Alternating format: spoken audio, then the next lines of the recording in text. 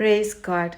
தாயின் கற்பத்தில் உருவாவதற்கு முன்பே கர்த்தர் நம்மை தெரிந்து கொண்டார்னு நம்ம ரொம்ப சந்தோஷமாக இருக்கிறோம். ஆனால் இன்னும் ஒரு குட் நியூஸ் என்னென்னா, அப்போஸ்தலனாகிய பவுல் எபேசியருக்கு எழுதின 1வது நிருபம் 4வது வசனத்தில், நாம் கர்த்தருக்கு முன்பாக அன்பில் பரிசுத்தமுள்ளவர்களும் குற்றமில்லாதவர்களுமாய் இருப்பதற்கு அவர் உலக தோற்றத்திற்கு முன்பே நம்மை தெரிந்து கொண்டார்.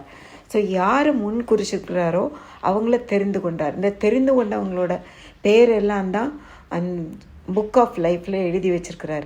இதை அறிந்த மோசே தான் இஸ்ரேல் ஜனங்கள் கன்றுக்குட்டியை செய்து பாவம் செய்த பொழுது அவர்களை மன்னிங்க அல்லது என்னுடைய பெயரை ஜீவ புஸ்தகத்திலேருந்து கிறுக்கி போடுங்க அப்படின்னு சொல்கிறார். அதற்கு கர்த்தர் சொன்னது என்ன, அவருங்க மன்னிப்பு கேட்டிருந்தா கர்த்தர் ஒருவேளை அதை மன்னிச்சிருப்பாரு. மோசே இஸ்ரவேலருக்காக மன்னிப்பு கேட்டாலும் கர்த்தர் மன்னிக்க மாட்டார். ஜீவ புஸ்தகத்திலிருந்து பெயர் கிறுக்கி போட்டால் பரலோக ராஜ்யத்திலும் அவர்களுக்கு இடமில்லை. தேவன் ஒருவரே, இயேசுவே வழி, சத்தியம், ஜீவன். Let's repent for our sins.